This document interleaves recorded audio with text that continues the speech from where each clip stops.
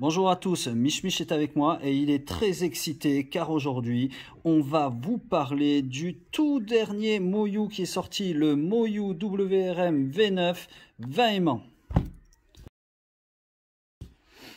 Voilà, donc je voulais, avant de commencer à parler du cube, vous remercier. Vous êtes de plus en plus nombreux à m'envoyer des messages de soutien en me disant que vous appréciez les vidéos que je fais. Ça me fait plaisir, ça montre que ce que je fais, ça sert pas à rien. À la base, j'avais créé cette chaîne pour faire des vidéos pour mes élèves. Donc bien sûr, vous pouvez aller voir dans mes playlists, il y a toute une série de tutoriels pour apprendre à terminer le Rubik's Cube quand on est débutant, pour apprendre à aller plus vite quand on est débutant, pour passer sur des méthodes intermédiaires. Et depuis, je fais aussi pas mal de vidéos d'unboxing parce que du coup, j'aime bien ouvrir les boîtes et dire ce que j'en pense. Donc, merci à ceux qui sont revenus vers moi pour me complimenter. Ça fait très plaisir, ça m'encourage. Et particulièrement, je voulais passer un coucou à Young Ho, à Terry et à Ellie qui sont dernièrement venus me dire le bien qu'ils pensaient de ma chaîne. Et ça fait rudement plaisir. Voilà, donc vidéo assez attendue. Le WRM V9 de chez Moyu. Je suis hyper excité à l'idée de l'ouvrir. Alors pourquoi? Ceux qui m'ont suivi un petit peu savent que ça, c'est le Super Welong et c'est le premier Moyu qui a réussi à détrôner mon Tornado V3 Pioneer. Et là, en fait, donc chez les Moyu V9, il y avait déjà 3 modèles. En fait, c'est un nouveau modèle, mais c'est la 4e déclinaison, on va dire, des V9. Il y avait une version magnétique, une version UV maglev, une version maglev, pardon, et une dernière version maglev Balcore UV.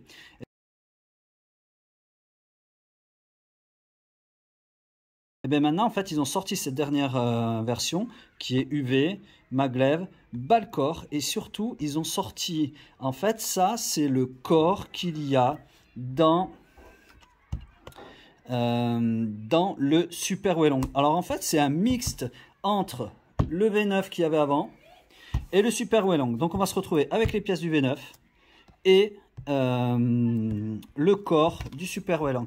Ah maintenant tu arrêtes, tu l'ouvres ce cube, j'en ai marre, arrête de parler. Calme-toi, Mich Mich est très énervé. Donc on va déballer tout de suite ce cube. On voit que Moyu est revenu sur un format un peu plus classique avec des prix un peu plus abordables vu que c'est un cube qui me vient bien sûr de chez Atocube et que vous toucherez aux alentours, je ne sais plus le prix exact, mais c'est dans les 44 €. Donc un prix un peu plus Moyu. Sur le Super Welong, beaucoup avaient grincé des dents avec son prix à 80 €. Il y avait un packaging, j'ai fait la vidéo que vous pourrez aller voir, un packaging assez ganesque on va dire, hein, si c'était rapproché de Gann. Mais finalement avec des trucs pas forcément utiles, notamment la montre Moyu sur le Super Welong. Moi j'ai fini par la faire gagner à un de mes élèves dans mon club parce que franchement je m'en servais pas et je voyais pas l'intérêt. Je préfère qu'il y ait une boîte de protection du cube, en sachant que je pense que je vais être déçu par la boîte car la boîte de chez Moyu d'habitude, à part les robots que j'aime beaucoup, la boîte de chez Moyu je la trouve pas exceptionnelle. Donc au niveau de la boîte, j'ai toujours l'habitude de les regarder et de les trouver belles. Celle-là elle est jolie, il y a des jolis dessins, mais comme d'habitude cette boîte, si je me sers du cube, je vais la ranger dans mon armoire à boîte avec toutes les autres boîtes et en gros on s'en sert plus après, donc il n'y a pas d'utilité forcément d'avoir une très belle boîte. On arrive avec une boîte d'accessoires. Donc l'outil, j'y reviendrai juste un peu après. On a 2 petits cartons avec des QR codes qui doivent ouvrir. Là il y en a un qui ouvre le Facebook, l'autre je sais pas trop. Voilà, et un papier d'explication du réglage. Donc ça, dans une deuxième partie, je vous montrerai comment il se règle et je vous dirai ce que j'en pense. Alors bien sûr, comme toujours, je donne mon avis, mais c'est mon avis, hein. C'est pas parce que je pense quelque chose que c'est forcément vrai. Donc ça sera à vous de vous faire vos propres avis, mais par contre je vous dirai moi ce que j'en pense. Donc une notice pour apprendre à terminer le Rubik's Cube. Cet outil, on avait vu qu'il y avait un côté pour régler les aimants. Alors ça, je vais y revenir tout à l'heure parce que j'ai pu tester chez Thierry le cube et je vais en parler des aimants. Un tournevis pour serrer les vis. Ici c'est pour le réglage des centres. Et il disait que ça c'était un outil à venir, on s'en servirait plus tard, donc on ne sait toujours pas à quoi ça sert, mais c'est sûrement prévu pour quelque chose. Donc on est sur une boîte Moyu, elles sont pas si mal, hein. L'embêtant de la boîte Moyu, c'est quand tu l'ouvres, tu es obligé de bien remettre les trucs au bon endroit. Si tu fais comme ça ferme pas. Vous allez me dire, c'est pas très gênant, mais c'est quand même pas compliqué de faire une boîte. Tu l'ouvres, tu prends ton cube, tu la mets, tu refermes, tu n'as pas besoin de réfléchir sur le sens. Donc voilà, je suis pas très fan des boîtes Moyu pour ça, mais je préfère 100 fois une boîte comme ça qu'une montre Moyu, même si c'était fun, la montre Moyu. Et c'était fun, mais bon, ça sert à rien. Donc, voilà, j'ouvre le cube. Si vous entendez du bruit derrière, c'est mes élèves qui sont impatients. D'habitude, entre midi et 2, j'ouvre ma classe aux élèves cubeurs pour qu'ils viennent cuber dans la classe. Et là, aujourd'hui, je suis passé voir Thierry. Et là, je voulais faire cette petite vidéo. Mais ils sont impatients de pouvoir venir en classe. Le papier, le plastique est compliqué à enlever. Je crois que je vais être obligé de le découper. Voilà. Très joli cube. Donc, comme on me l'avait fait remarquer, sortie de boîte très rapide, mais du coup, peut-être qu'il va manquer un petit peu de stabilité. Mais pour ça, je vais le lubrifier notamment avec la gamme Armstrong d'Initias Gravitas. Et souvent, ça apporte un petit peu plus de contrôle. Donc, si je le compare à un Tornado V5, comme pour le Super Wellong, alors ça se voit pas trop sur la caméra, mais il est un chouïa plus petit. Hein. 55.5 le Tornado et 55 le Moyu. Si on compare avec le Super Wellong, on est exactement sur la même taille, donc même schéma de couleur. Voilà, très beau cube, très joli. Et donc si je le compare avec un GAN, moi c'est mon GAN 12 connecté, donc il sera vraiment plus petit parce que les GAN, je vous rappelle qu'ils sont en 56 mm. Moi j'aime vraiment quand les cubes sont un tout petit peu plus petits, notamment parce que le U2 à deux doigts j'y arrive. Mais le U2 je veux dire à deux doigts, main droite j'y arrive, mais main gauche j'y arrive pas dans les algos. Donc je fais un truc qui est un peu vieux, on faisait comme ça dans les années 2010, je pousse avec mon doigt.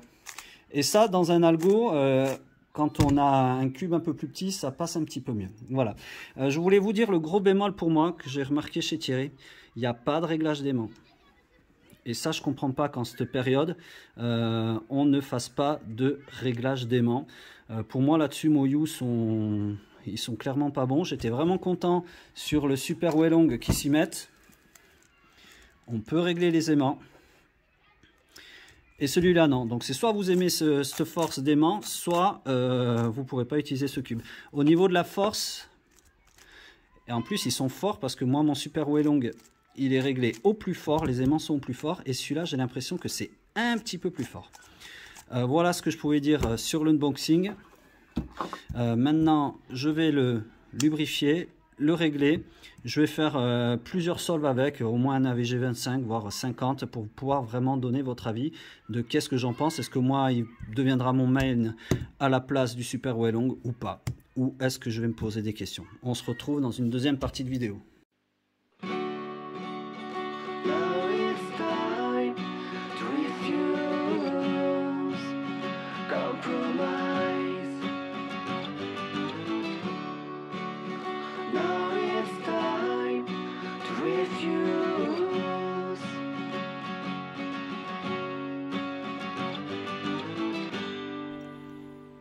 Allez, on est vendredi, j'ai récupéré ce cube mardi, depuis je l'ai réglé, j'ai fait pas mal de solves avec, là j'ai fait un mélange au pif et d'ailleurs ça se voit parce que la croix est quand même assez cool, mais on va voir un petit peu ce que ça donne.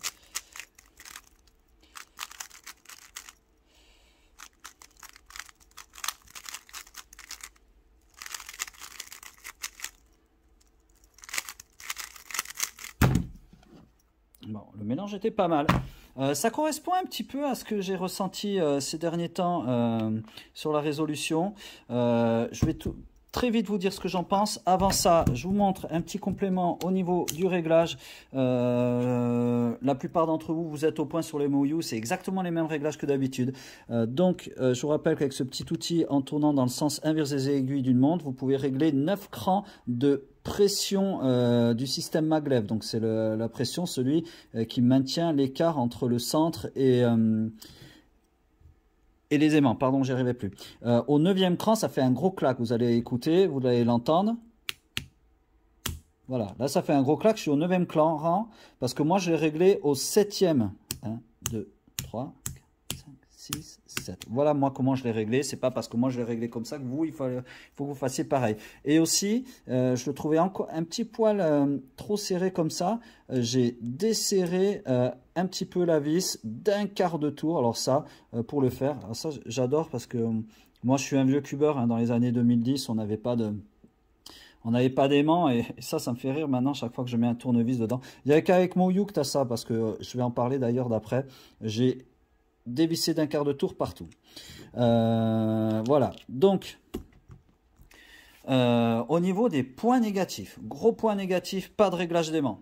Ça, je trouve ça nul, je comprends pas. Moi, franchement, je préfère payer 15 € de plus le cube, mais avoir un réglage d'aimant parce que ça, c'est mon Super Wellong, j'ai réglé au plus fort. Mais je sais que des fois, ça m'arrive de changer. Il y avait une époque où je préférais, je mettais à moitié moins fort. Il y a même une époque où je mettais le réglage des aimants au moins fort. Donc ça, c'est quelque chose qui peut évoluer dans le temps. Et si jamais j'ai envie de le changer, je peux avec celui-là. Avec celui-là, je peux pas. Autre point négatif, mais ça, c'est un point négatif de chez Moyu. Ce système avec la vis, mais merci, mais non merci. Pourquoi GAN? Pourquoi Tornaki? Pourquoi ils arrivent tous à faire un système vraiment propre? Parce que le problème des vis, c'est que suivant en usine comment il a été vissé, vous n'êtes pas sûr quand vous le recevez que tous les centres sont vissés de la même manière. Avec un système comme GAN, un système comme QI, vous les réglez tous partout et vous êtes sûr que c'est nickel. Si vous voulez démonter entièrement votre cube, le nettoyer et le remonter, c'est pratique. Là, franchement, comme en 2010, il faut enlever la vis et il faudrait remettre les vis en disant j'ai fait 4 tours de tournevis des deux côtés. Voilà, je trouve que franchement, ça, c'est pas pro. Moyu avait un système avant d'une petite pièce que tu mettais entre les centres justement pour pouvoir régler exactement les centres opposés de la même manière et ça c'était super bien. Seulement maintenant qu'on a des balles corps à l'intérieur avec une balle, ces pièces là qui étaient droites pour rentrer dans le corps du Rubik's Cube ne fonctionnent plus. Donc ça c'est mon gros point négatif, mais c'est un point négatif chez Moyu. Ceci dit, les cubes sont quand même bien. Malgré ça, mais j'aimerais bien que Moyu passe sur un autre réglage, que ça soit un peu plus facile. Voilà, donc ce que je peux vous dire au niveau du réglage, j'ai fait à peu près 200 solves avec, et j'arrive pas à savoir si je le préfère à mon Super Wellong. Donc ça veut dire que vous pouvez y aller les yeux fermés. Si vous aimez Moyu, franchement, vous pouvez y aller tranquille. Alors vous allez me prendre pour un psychopathe, mais voilà comment je fonctionne quand j'ai vraiment un doute entre deux cubes. Quand je fais des moyennes, ce que je fais, c'est que je fais une AVG 5 avec un cube et une AVG 5 avec l'autre. Et ce que je fais sur chaque AVG 5, je note le meilleur temps que j'ai fait sur l'AVG 5 et la moyenne.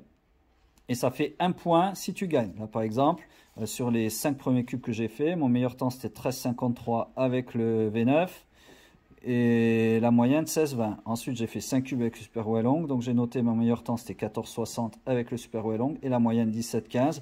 Donc les deux meilleurs, c'est là. Il a pris 2 points, lui 0. Donc là, j'ai fait un AVG 50 comme ça. Et pour l'instant, c'est... Là, je me suis trompé, j'ai surligné en jaune, j'aurais pas dû. Pour l'instant, le V9 gagne 8-2. Je pense que je vais, pendant un moment, faire ça tout le temps. Et voir à l'arrivée lequel choisir. Je pense que clairement, ça va être au niveau du feeling que ça va se ressentir. Parce que mine de rien, ils ont un feeling assez différent, hein. Mais niveau performance, je pense qu'ils vont être un peu pareils. Voilà, donc je pense, si vous aimez Moyu, vous pouvez foncer les yeux fermés sur ce cube actuellement. Donc pour moi, c'est mon top 2, hein, ce sont mes B-main. Je ne sais pas lequel des deux sera mon main, mais actuellement, mes mains, c'est un de ces deux Moyu, soit le Super Wellong, soit le Moyu V9, qui est vraiment mieux que le V9 avant. Moi je l'avais eu le V9 en balle corps maglev, et le fait qu'ils aient mis le corps du Super Wellong, je le trouve beaucoup mieux parce que j'avais pas eu photo sur l'ancien V9, j'avais pas accroché. Voilà. Alors que celui-là, je sais pas, des fois je sens comme des petites accroches, comme s'il y avait des petits trucs dedans et je suis pas très à l'aise. Je reprends mon Super Wellong, je le trouve très bien, et puis finalement je me rends compte qu'au niveau des temps je fais un peu moins bien. Donc je ne sais pas encore lequel je vais choisir, mais vous pouvez y aller les yeux fermés. Si vous aviez envie de l'acheter, vous pouvez l'acheter. C'est un cube excellent. Voilà, je vous souhaite une bonne journée et je vous dis à bientôt pour de nouvelles vidéos.